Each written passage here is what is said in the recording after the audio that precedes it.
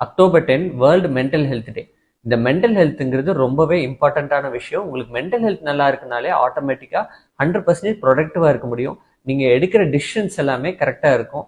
உங்களால் உங்கள் ரிலேஷன்ஷிப்ஸை கரெக்டாக மெயின்டைன் பண்ண முடியும். ப்ளஸ் மென்டல் ஹெல்த் நல்லா இருக்கும்போது ஆட்டோமேட்டிக்காக ஃபிசிக்கல் ஹெல்த்தும் நல்லாவே இருக்கும். ஸோ இந்த இயரோட தீம் என்னன்னு பார்த்தோம்னா mental health at work place. நம்ம வேலை செய்கிற இடத்துல மென்டல் ஹெல்த்தையும் அந்த ஒர்க்கிங் அட்மாஸ்பியரும் நல்லபடியாக வச்சுக்கணும். ஏன்னா நம்ம வீட்டில் ஸ்பெண்ட் பண்ணுற அதே டைம் தான் ஒர்க் பிளேஸ்லேயும் ஸ்பெண்ட் பண்ணுறோம். சில பேர் ஒர்க் பிளேஸில் தான் அதிக டைமுமே ஸ்பெண்ட் பண்ணுறாங்க.